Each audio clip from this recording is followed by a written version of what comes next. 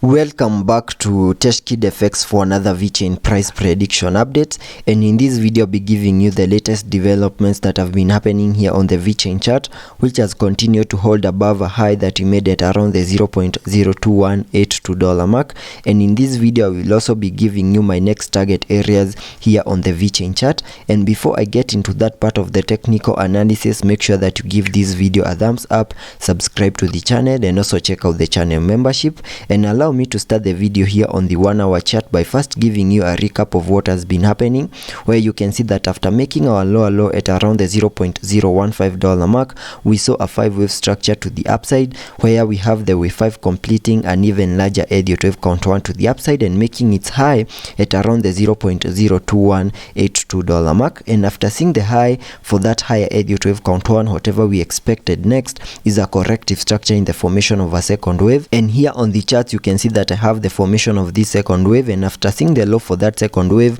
whatever we expect next is a bounce to the upside in the formation of a higher Elliot wave count 3 before we see a wave 4 then continue pushing even higher in the formation of this wave 5 to the upside. And by first sketching out a minimum target area to the upside in the formation of this wave 3 of this Elliot wave structure in yellow, which is the higher Elliot wave degree, by connecting the trend based Fibonacci from the low of the first wave to the high of that wave 1, then dragging the fibs to the low of the second wave, that gives me a minimum target area to the upside in the formation of this wave 3 at the fib level 1.618, and that perfectly lies at around the $0.03022 mark, and that is the minimum that I'm expecting Vechain to do in the formation of that wave 3. And because a wave 3 to the upside is an impulsive wave, we also expect to see a fractal wave in formation within that higher Elliot wave count 3. And here on the chart you can see that I have this Elliot wave structure in red, which is a microwave within the formation of that higher Elliot wave count 3, where I believe we have seen the high for that first wave. We have also retraced in the formation of that second wave, and whatever we are seeing at the moment is the bounce to the upside in the formation of this wave 3. And before I give you a target area to the upside in the formation of this wave 3, we can get to see whether the second wave has done the minimum that we expect a wave 2 to the lower side to do, by connecting the Fibonacci's from the low of the first wave down there to the high of that wave 1, and that gives me a minimum retracement area between the fib level 0.5 and the fib level 0.618, and you can see we retraced back into that target area. And after making our low for that second wave, we have started a very nice bounce to the upside in what I'm terming as that wave 3, and sketching out a minimum target area to the upside in the formation of this wave 3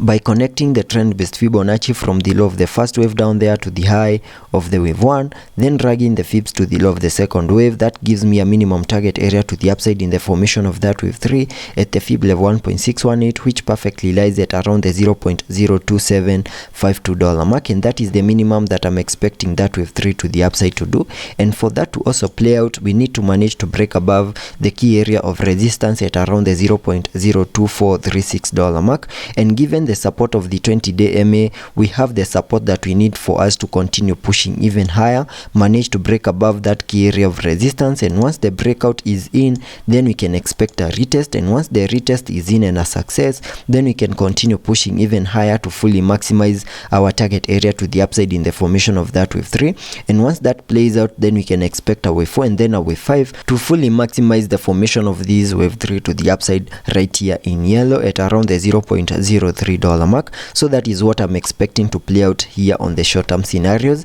And before I give you the long-term scenarios that I'm expecting to play out, allow me to first take a look at the indicators here on the 1 hour chart, where on the RSI we are trading at around the 62 mark, meaning we have massive room for us to support any movements to the upper side before we get into the overbought region. Also taking a look at the MACD, we have been able to print a bearish cross, and that still means lower prices are coming our way. But you can see here on the MACD we are losing the selling volume here on the MACD, meaning soon we might be able to print that bullish cross and fully support the formation of that wave 3 to the upper side. And jumping to the daily chart to give you the long-term scenarios that I'm expecting to play out, here on the daily chart you can see that I have this Elliot wave structure in red,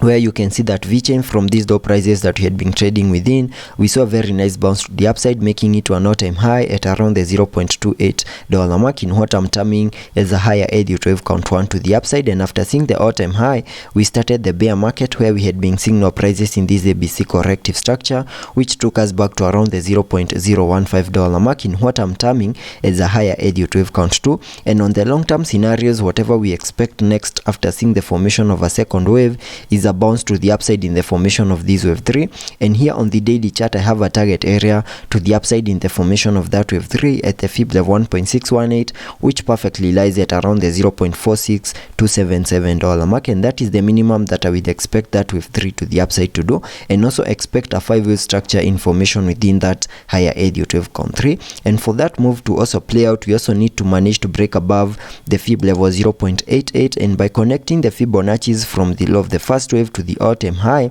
the fib level 0.88 perfectly lies at around the $0.03556 mark. And once we manage to break above that key area on the Fibonacci, then there are chances of saying that we are getting back into the recovery phase. So let's be patient and see how that plays out, and I'll keep you updated.